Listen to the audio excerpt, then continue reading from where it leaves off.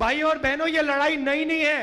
ये मत सोचिए कि कांग्रेस पार्टी और बीजेपी के बीच में लड़ाई चल रही है ना। ये इस धरती पर हजारों सालों से यही लड़ाई चल रही है। वो नफरत फैलाते हैं, हम मोहब्बत फैलाते हैं। वो हिंसा करते हैं, वो हिंसा फैलाते हैं, हम अहिंसा फैलाते हैं। वो डरते हैं, हम नहीं डरते हैं। ये फर्क है। अब देखिए, जब भी हमारी सरकार होती है, हम डर को मिटाने की कोशिश करते हैं। नहीं नहीं नहीं नहीं, नफरत की झोपड़ी में आग नहीं लगाई। हम आग लगाने का काम कभी नहीं कर सकते हैं। हां, नफरत, भाई, नफरत मोहब्बत से ही कटती है। आप देखो, आप देखो, आप देखो, मजे की बात मैं आपको सुनाता हूं। नरेंद्र मोदी जी ने हजारों करोड़, सुनो सुनो, देखो, मैं तपस्या और मोहब्बत की बात आपको समझा देता हूं, बता देता हूं, और आप सब इसको समझोगे। नरेंद्र मोदी जी ने 6, 7, 8 साल हजारों करोड़ रुपए मुझे और कांग्रेस पार्टी को बदनाम करने में लगा दिए। मैंने एक शब्द नहीं बोला। जितने भी उन्होंने मेरे बारे में झूठ बोला, मैंने एक शब्द नहीं बोला, मैंने कभी जवाब नहीं दिया, मैं चुप रहा। आपने देखा होगा, मेरे बारे में जो भी कहते थे, मैंने कभी नहीं कहा, मैंने अपने आप को बचाने की कभी कोशिश नहीं की। मैंने कभी नहीं कहा ये गलत बोल रहे हैं मेरे बारे में। आप देख लो, मीडिया देख लो, 8 साल मैंने एक शब्द नहीं बोला। और फिर एक महीने में इनके हजारों करोड़ रुपए को जला दिया मैंने। क्यों? क्योंकि पूरे देश को दिखा कि इस व्यक्ति के दिल में, इस देश के लिए, इस तिरंगे के लिए, किसानों के लिए, मजदूरों के लिए सिर्फ मोहब्बत है और कुछ है ही नहीं। उन्होंने पहले कहा कि ये यात्रा 2-3 दिन चलेगी। हम कन्याकुमारी से निकले, मैंने कहा, प्रेस के मित्रों कहा, मगर ये मित्रों का काम नहीं करते हमारे साथ।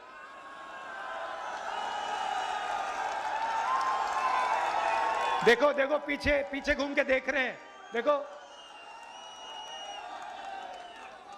घबराइए मत, घबराइए मत, क्योंकि ये पूरी की पूरी भीड़ जानती है कि आपकी गलती नहीं है। आप पर लगाम बांधी हुई है, आप बंधे हुए हो। आपकी गलती नहीं, हम समझते हैं, आपकी मजबूरी है। आपको बच्चों को खाना खिलाना है, आपको तनख्वाह लेनी है, आपको भी जीना है, तो हम आपके खिलाफ नहीं हैं। मगर थोड़ा सा टीवी पे यात्रा भी दिखा दिया करो। अच्छा, 24 घंटे नहीं, 24 आवर्स न्यूज नहीं, 2-3 मिनट तो दिखा दिया करो। हिंदुस्तान की जनता क्या कह रही है, थोड़ा दिखा दो। आप 24 घंटा अंबानी जी और अदानी जी की बात रखते हो, जनता की भी रख दो 2 मिनट।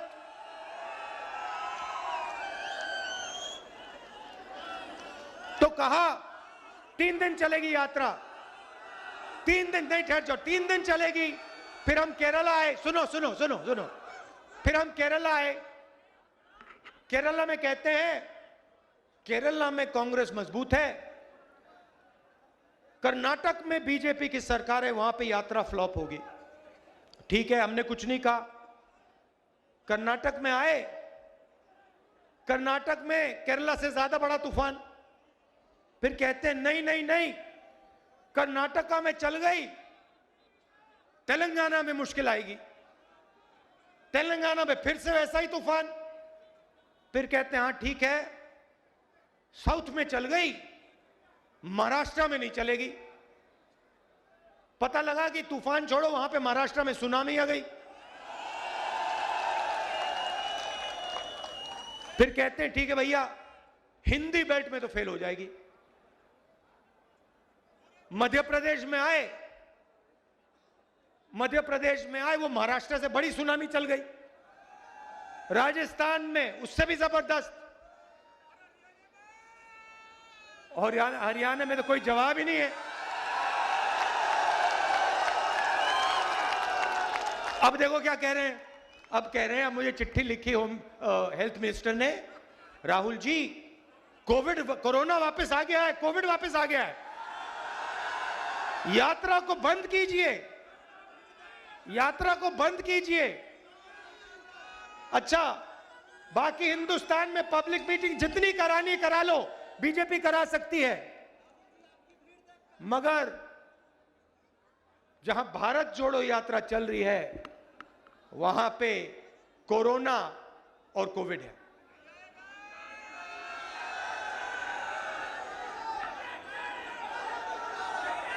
ये देखिए, ये कांग्रेस पार्टी की, हुड्डा जी ने कहा आने वाला समय कांग्रेस पार्टी का है। मैं उसको थोड़ा बदलना चाहता हूं। ये जो कांग्रेस पार्टी है, ये आपका औजार है, ये आपका हथियार है।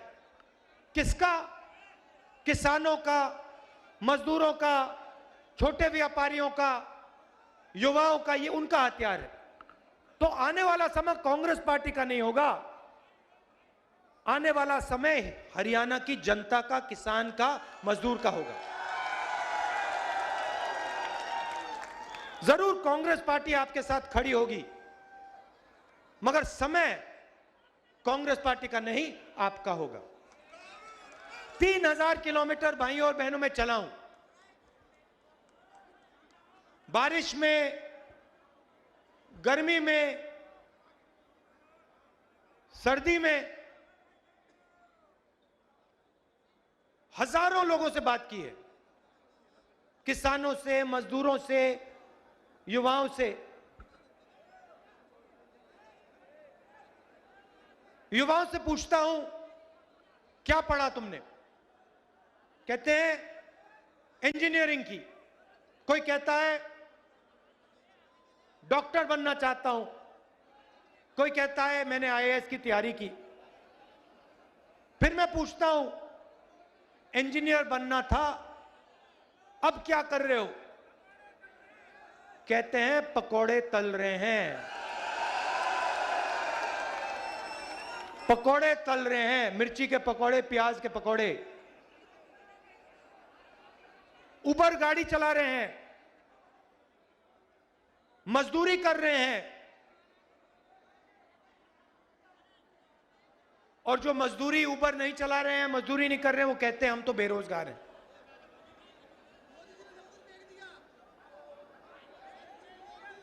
गलतफहमी में हो, मोदी जी ने नहीं किया। जैसे मैंने कहा ना, इनके पीछे लगाम लगी है, वैसे ही लगाम प्रधानमंत्री जी के पीछे भी लगी हुई है। सरकार नरेंद्र मोदी की नहीं है, गलतफहमी में मत रहिए। नरेंद्र मोदी जी की सरकार नहीं है, अदानी और अंबानी की सरकार है। आप किसी भी छोटे व्यापारी से पूछ लो, वो आपको बता देगा नोटबंदी क्यों की गई, गलत जीएसटी क्यों लागू की गई। छोटे व्यापारियों को, स्मॉल और मीडियम बिजनेस चलाने वालों को खत्म करने के लिए नोटबंदी और जीएसटी लागू की गई। और यहां पे आपको फरीदाबाद में सबसे बेहतर मालूम है, क्या सपना देखा था आपने, क्या सपना देखा था मैन्युफैक्चरिंग सेंटर का। चाइना के साथ कंपटीशन का सपना आपने देखा, सारा का सारा बर्बाद हो गया, खत्म हो गया। यह आपकी सच्चाई है। सपना क्या था?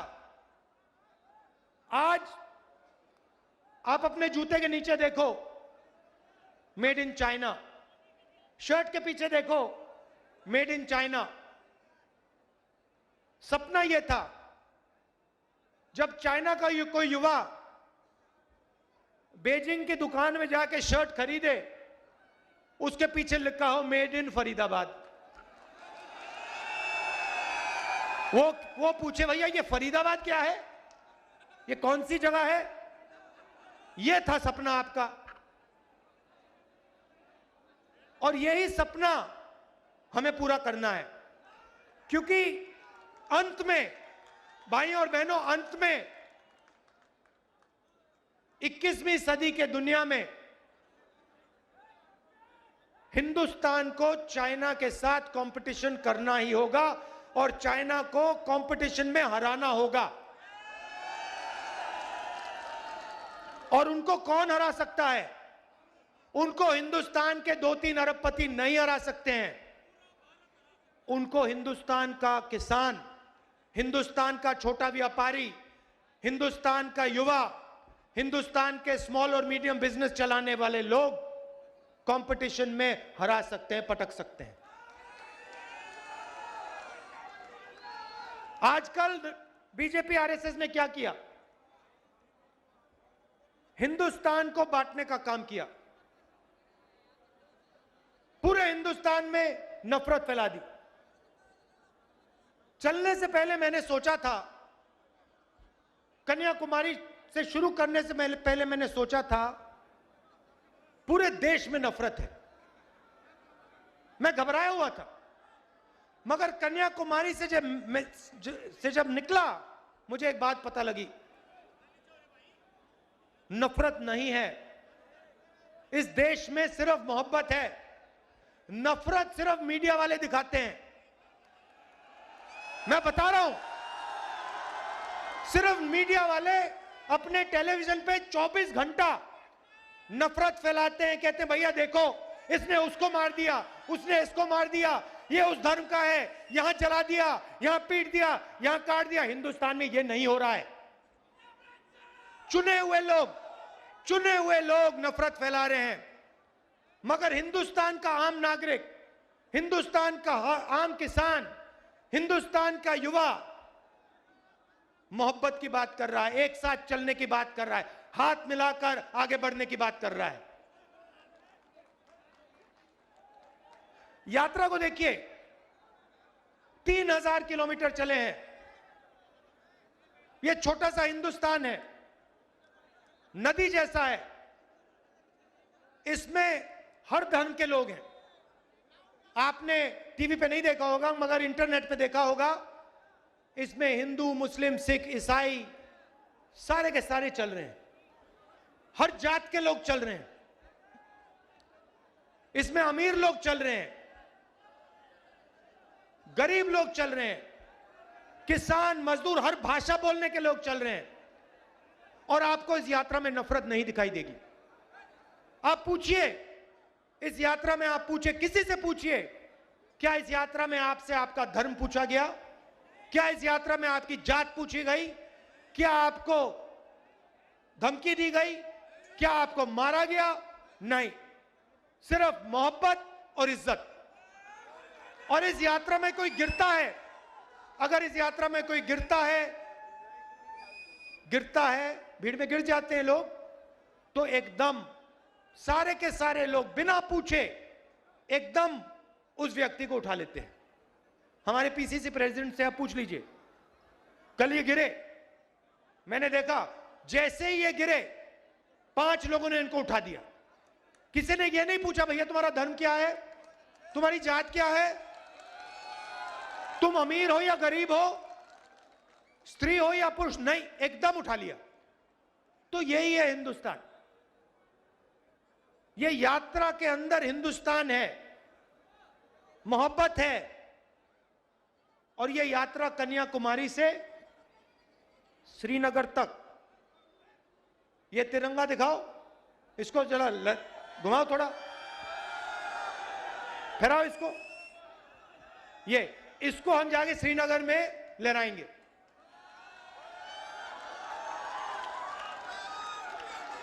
और ये यात्रा बेरोजगारी के खिलाफ है, महंगाई के खिलाफ है, डर के खिलाफ है और नफरत के खिलाफ है। पिछले सालों में आप इनकी सब पॉलिसीज देख लीजिए, यूपीए की पॉलिसीज देखिए। मैं आपसे पूछता हूं, मनरेगा ने डर मिटाया? डर मिटाया मनरेगा ने मजदूरों के दिल में? जब हमने किसानों की कर्जा माफी की, डर मिटाया? जब जमीन अधिग्रहण बिल लाए, डर मिटाया? मिटाया? नोटबंदी ने डर मिटाया? गलत जीएसटी ने डर मिटाया? कोविड के समय इन्होंने जो किया उससे डर मिटा? जब किसान को बीमा नहीं मिलता डर मिटता है? ये तो इनकी सारी की सारी पॉलिसीज, बेरोजगारी से डर मिटा? इनकी सारी की सारी पॉलिसीज डर फैलाने की पॉलिसीज है। ये चाहते हैं कि किसान, मजदूर, युवा सबके दिल में डर हो, क्योंकि वो उस डर को नफरत में बदलते हैं। अगर इस देश में डर नहीं है तो इस देश में नफरत नहीं हो सकती। आप सोचो, आपके दिल में नफरत कब पैदा होती है? जब आपको डर लगता है। जब आपको डर नहीं लगता तो नफरत नहीं पैदा हो सकती है। और यही आरएसएस के लोग करते हैं, ये डर फैलाते हैं और फिर उस डर को नफरत में बदलते हैं। हम कहते हैं डरो मत, और हम मोहब्बत फैलाते हैं।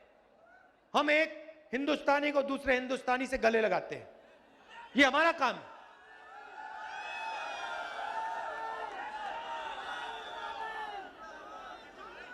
आपने इतना प्यार दिया। देखिए, आसान काम नहीं है। मैंने सोचा था जब कन्याकुमारी से निकले, सब यात्रियों ने सोचा भाई 3600-700 किलोमीटर आसान काम नहीं है। हिंदुस्तान के लिए हमने ये काम शुरू किया, मगर हमने सबने सोचा था कि आसान काम नहीं है। मगर 10 दिन में अजीब सी बात होनी शुरू हो गई।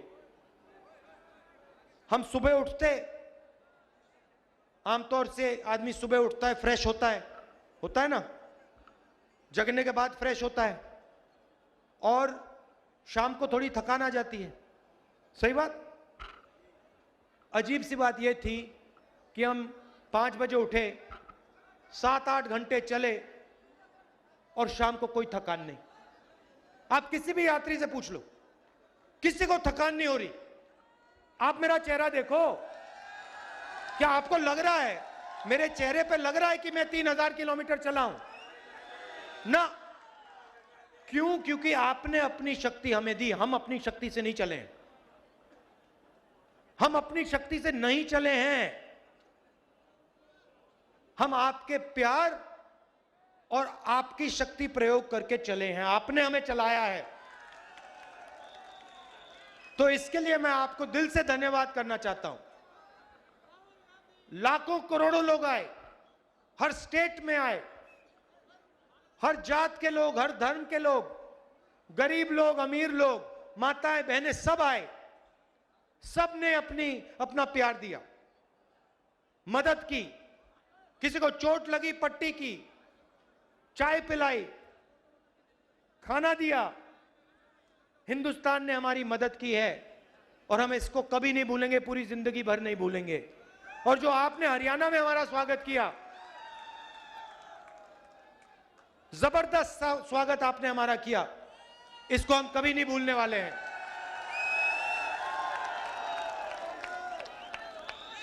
तो आप अब कल सुबह हम दिल्ली में जाएंगे, मगर कुछ ही दिन बाद हम फिर से हरियाणा में आएंगे और आपके साथ 6-7 दिन चलेंगे।